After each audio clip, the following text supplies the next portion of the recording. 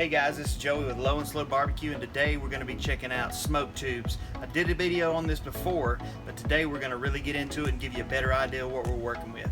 Alright guys, so we have our smoke tubes here. They're already filled up. I've got some mixed fruit Pit Boss blend in this one, and I've got some mesquite blend in this one. Now I'm going to light these up with a heat gun. You could use a torch, but I choose to use an electric heat gun because I don't have to refill the propane or the butane bottles. Let's check this out. Now, all you have to do is take your heat gun and apply heat directly to it for about a minute, and it should start right up. Let's check it out.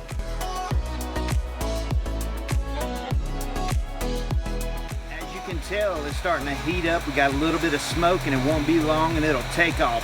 It's almost like a jet airplane when those bad boys light up. Make sure to turn your smell-o-vision on because it's smelling great out here, guys.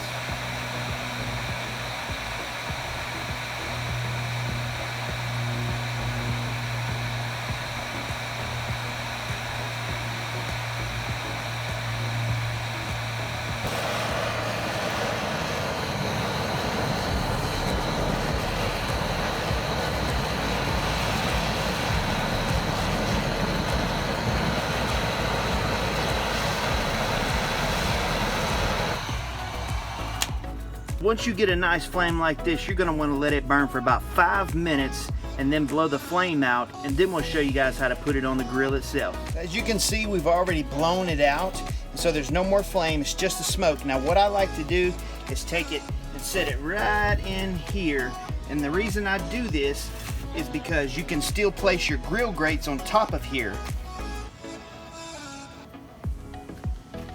This one was just burning and we just blew it out, and we're gonna do the same thing on this side. You place it right in there, and like I said, on this Pit Boss KC combo, that gives you still plenty of room to put your grill grates in. Let's go ahead and do that right now.